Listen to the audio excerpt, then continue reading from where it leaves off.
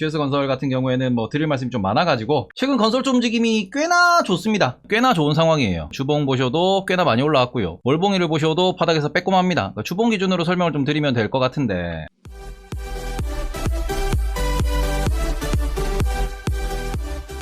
GS건설 같은 경우에는 낙폭과대주 기준에서 올라오는 것도 무시할 수는 없어요. 낙폭과대주 대표적으로 보시면은 뭐 삼성물산 이런 거 보시면은 주봉으로 낙폭과대에서 이렇게 올라왔어요. 그죠? 그 카카오 같은 거 이런 거 보시면은 이렇게 올라왔지. 그러니까 이게 왜 이런 걸 같이 말씀드리냐 그러면은 삼성물산, 카카오 관심이 1도 없던 종목들이거든. 그러니까 말 그대로 이게 지금 건설주도 저는 이런 낙폭과대주 중에 하나의 움직임이라고 생각을 합니다. 그래서 이렇게 이제 올라오는 부분을 우리가 반길 거냐 그러면은 요 부분에서는 조금 논의가 필요하다. 왜냐하면은 다시 if 지수 조정이 발생하면은 이 주가가 유지가 될 것이냐라는 부분은 고민을 해봐야죠. 그러니까 최근에 건설주 중에서 특히 이제 올라오는 기업들을 보시면은 뭐 GS도 마찬가지겠지만 GS건설 최근에 주봉 보시면은 꽤나 많이 반등을 했고요.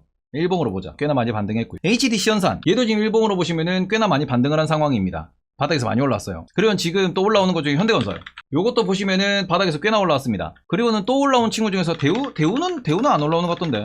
얘도 올라오긴 올라왔네.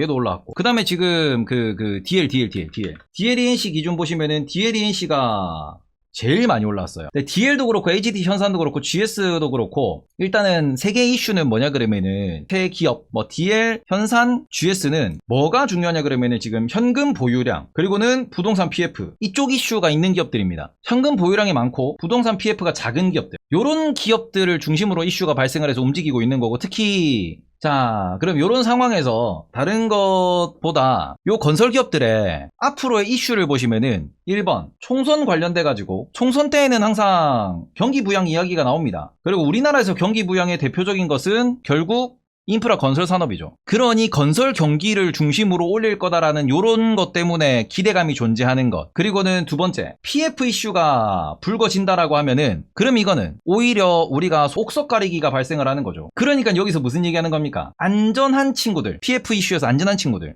혹은 현금 흐름이 존재하는 친구들 스스로의 뭔가 건설을 하는 친구들 그래서 이런 기업들 같은 경우에는 이게 오히려 다른 데로 M&A 할 수도 있는 거고 다른 사업장에 있어서 정말 돈이 되는 사업장인데 PF 이슈 때문에 넘어가는 그런 사업장은 쥐들이 홀라당 싼 값에 먹을 수도 있는 거잖아. 그러니 이런 것들이 조금은 주목받고 있다라고 보시는 게 될 것 같아요. 근데 이게 그래서 건설 경기 전체를 끌어올리냐 말 그대로 분양가를 끌어올릴 수 있냐라고 하면은 그 부분은 조금 에바예요. 그러니까 우리가 지금 주목하셔야 되는 거는 부동산 혹은 건설 쪽이 정말로 찐으로 그 시황의 반전 요거는 언제 발생하냐 그러면은 요 시황 반전은 결국 금리가 떨어지고 수요가 올라올 때입니다. 이거는 좀 요원한 이슈라고 보셔야 될 것 같아요. 그러니까 진짜 이게 찐 반등이고 다시 이제 막 쭉쭉쭉쭉 올라 그러면은 금리가 일단 떨어져야 되거든요. 금리나 기대감으로 올라왔다라고 볼 수 있는 부분인데 이건 뭐 현대차, 기아도 마찬가지잖아. 근데 여기서 다시 채권금리가 움직인다? 혹은 뭐 모기지 금리가 움직인다? 대출금리가 움직인다? 한국의 채권 뭐 한국 국채가 다시 올라간다 그러면은 요거는 어느 정도 또 조정을 받고 그러고는 뭐 다시 올라갈란가 말란가 이런 얘기 하겠지. 지금 건설주 핵심은 바닥은 확인했다 정도입니다. 지금 건설주 핵심은 바닥은 확인했어. 그런데 이게 진짜 건설 경기의 반등을 이야기하냐 반전을 이야기하냐 그러면은 그 부분에서는 고민이 좀 필요한 거지. 그래서 지금 차트로 보시면은 대충 한 뭐 18층 19층 정도까지 차트는 열려있는 상황이에요. GS건설 기준으로 보시더라도 이걸 뚫고 올라갈 거냐. 왜냐면 건설이 지금 뭐 HDC 현산의 박살부터 시작해가지고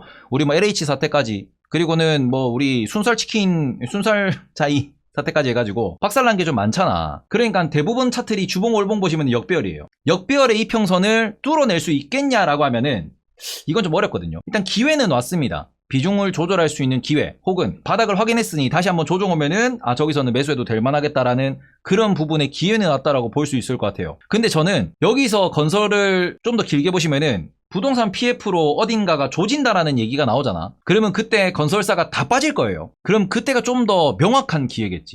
지금은 바닥을 확인했구나. 여기서 반등도 일어났구나. 그리고는 기다리면은 조정 한번 오겠구나. 조정이 오면은 지금 뭐 GS건설 기준으로 보시면 14층 정도? 저 정도가 어느 정도의 바닥 지지 라인인 걸 확인했다 그러면은 그 바닥을 확인한 그 라인에서 대충 바닥에서 뭐 10%, 15%, 20% 올랐으니 지금 DL 같은 경우에는 이게 DL건설이랑 인시 합병한다 그러면서 더 올라왔으니 그런 이슈가 있었고 수급이 들어오면서 바닥에서 뭔가 기간의 매수는 있었으나 이게 지금 지수 매수에 의한 상승이라는 평가가 많습니다. 최근에 이제 우리가 소외주라고 불렀던 애들이 다 반등했으니까. 그러니 부동산 PF 이슈가 부각이 되면서 몇몇 기업들의 구조조정 이슈가 좀 강하게 나올 때 그때는 건설사가 진짜 기회가 되지 않을까라고 저는 생각하고 있기 때문에 건설사는 여전히 시간 좀 걸린다. 아직까지 구조조정이 명확하게 된 건 아니죠. 롯데도 여전히 위험하다는 얘기 나오고 있고 그 다음에 효성 쪽도 그렇고 그 다음에는 우리 뭐 태형건설 이쪽도 이슈는 나오고 있는 중이잖아요. 지금 태형건설 조용한 상황이긴 한데 그럼에도 불구하고 얘들 이자 비용이 엄청나게 올라가 있어. 그러니까 예전에도 건설사 제가 한번 쑥 훑어볼 때 2020년 혹은 2021년 대비 지금 2023년 그리고는 내년도까지도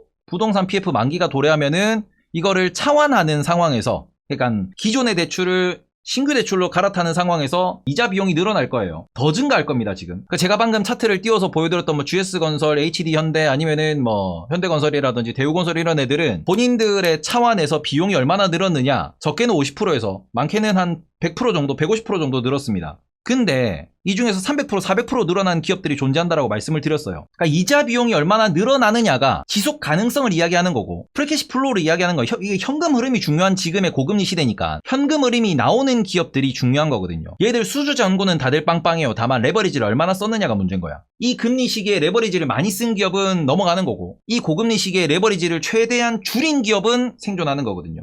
여전히 정부가 부동산 PF를 막기 위해서 진짜 모든 수단을 다 동원하고 있습니다. 그러니까 이게 점점 뇌관이 더 커지고 있다라는 그런 부정적인 시각도 있고 아니면은 지금까지 잘 막고 있잖아라는 긍정적인 시각도 있거든요. 근데 미국의 중앙은행 기준에서 금리를 안 낮춘다 그러면은 터지긴 터질 거예요. 언제까지고 이거를 그냥 여기 이만큼 찢어져 있는데 언제까지고 밴드고 메디폼으로 막아낼 수는 없어. 막아내더라도 흉터는 남습니다. 그 흉터 사이즈가 얼마가 될지 모르겠지만 아직까지는 불안한 게 사실이지. 금리가 안 떨어졌으니까. 그러니 이렇게 반등 줬다라는 점을 저는 바닥 확인의 시그널로 삼으시고 다시 한번 사람들의 관심이 없을 때 지수가 한번 조정을 받을 때 그때 건설에 물려있는 분들은 아 이제는 슬슬 익절 계획을 세울 수 있겠구나라고 보셨으면 좋겠습니다. 그래서 저는 지금 GS건설 혹은 지금 최근에 뭐 이렇게 소외주들 올라오는 부분을 종합적으로 말씀드리고 싶은 게 소외주 반등하는 게 여기까지 말씀드리면 좀 많이 디테일해지는데 이거는 알고 계셔야 될 것 같아가지고 지금 뭐 공매도 금지 이후에 오히려 그 심리 개선으로 지수가 지금 많이 올라오고 있어요. 그러면서 이게 지수 상승이 많이 발생하는 과정에서 이런 얘기도 합니다. 외국인 매수가 계속 이어지고 있지 않냐. 근데 외국인이 매수하는 건 냉정히 말씀드리면 삼성전자를 매수하고 있는 거예요. 반도체를 매수하고 있는 겁니다. 특히 삼성전자만 매수하고 있어. 그리고 2차 전지 업종이나 공매도가 많았던 종목들 같은 경우에는 공매도를 이제 더 못하니까 끌고 갔을 때는 이게 투자 대비 수익률이 안 나올 수 있으니 다른 투자할 수 있는 그런 뭐 명백한 시그널 뷰가 많이 보이니 그러니 마이너스 잡고 있던 공매도 물량을 지금 슬슬 갚아나가는 물량들도 존재하는 상황이거든요. 그리고 반대로 공매도 금지니까 단타 치자라고 들어오는 단타 자금도 많은 상황입니다. 그런데 주식시장만 보면은 외국인이 우리나라를 뭐 공매도 금지인데도 큰 문제 없다라고 생각을 하네요 라고 보실 수 있겠지만 지금 문제가 발생하는 곳이 어디냐 그러면은 이게 개별 종목 선물에서 점점 문제가 많이 생기고 있어요. 누적되고 있어요. 개별 종목 선물에서 무슨 일이 발생하지 그러면 뭐 포스코 DX라든지 포스코 케미칼이라든지 에코프로 BM이라든지 이런 애들 보시면은 예를 들어 가지고 10만원의 주식이 거래된다라고 하자. 현물 기준 주식 가격이 그러면은 지금 이게 선물 시장 기준에서는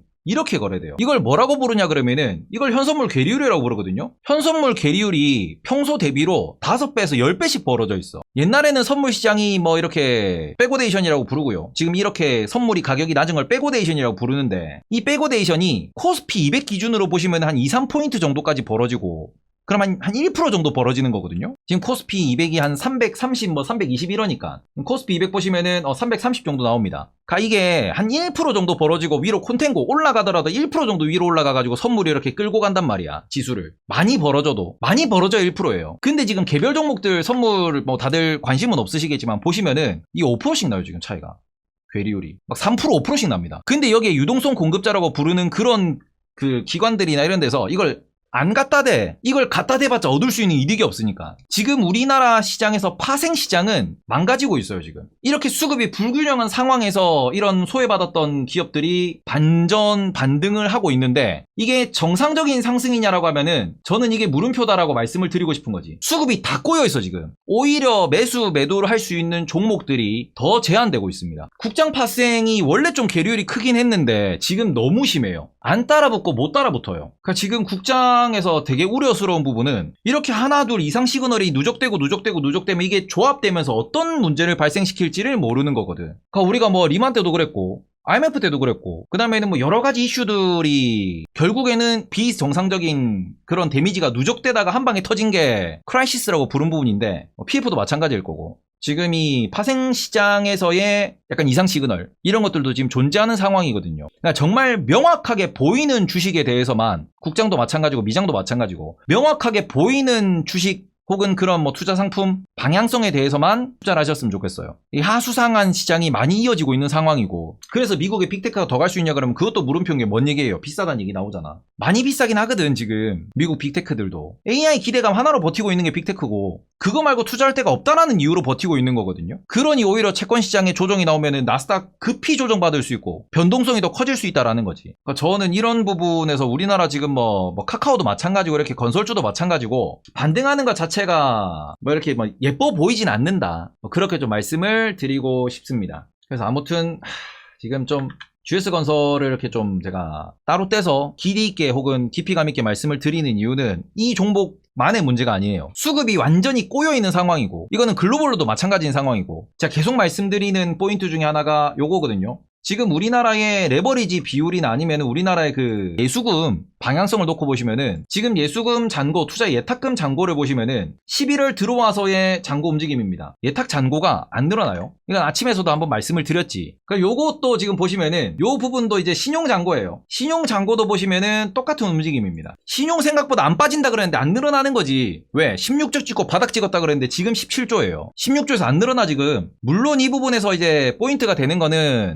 그래 아니면 에코프로도 그렇고 에코프로비엠도 그렇고 미수 안 되지 않냐. 근데 말 그대로 핵심은 이거예요. 이거는 유동성이 줄었다는 소리입니다. 돈이 없다는 소리야. 관심이 없다는 소리야. 하는 사람은 하고 있는 시장이라는 소리고요. 물린 사람은 돈을 더 못 놓고 있다라는 거거든. 이러면은 오를 때도 시계 오르는데 무너질 때도 시계 무너집니다. 방어력이 약한 상황이야 지금. 위아래 방어력이. 예수금이라는 거, 잔고라는 거는 위아래 방어력이거든요. 유동성이라는 거는. 근데 유동성이 적다, 변동성이 더 커진다라는 겁니다. 그러니 4주 동안 이렇게 급하게 올라왔다 반대로 급하게 빠질 수도 있다는 거예요. 그래서 저는 이런 부분에서 계속 말씀드리는 게 지금 최대한 몸살이면서 하시자. 한국이든 미국이든 비슷한 상황이고 고금리가 진짜 본격적으로 영향을 미치고 있는 상황이니 조심하시자. 오른다고 환호하지 말고 빠진다로 공포를 느끼지 말자. 다시 GS건설이 여기서부터 빠지기 시작해가지고 13,000원 가면은 사람들 그런다. 전저점 뚫는 거 아닌가요? 뭔 사요? 손 안 나가요. 근데 저는 적어도 GS건설을 이렇게 좀 진지하게 말씀드리는 이유는 얘는 그래도 수주 잔고도 마찬가지고 저력이 있는 기업입니다. 한번 이렇게 마이너스 적자 반영이 크게 됐지만 지금 그래도 돈을 버는 기업이다. 금리가 떨어지면은 이게 또 올라올 수 있다. HD 현상 같은 경우에도 얘들이 지금 PF가 많이 없는 상황이다 보니 얘네들은 오히려 매출이 줄어들긴 했지만 꾸준히 이익은 내고 있잖아요. 돈을 버는 기업이긴 합니다. 그래서 이런 부분에서 시장에서는 체크를 하는 포인트가 이제 얼마나 많이 레버리지를 쓰고 있는 상황이고 이 레버리지를 감당할 수 있는 상황인가를 건설주에서는 많이 신경 쓰고 있다는 거를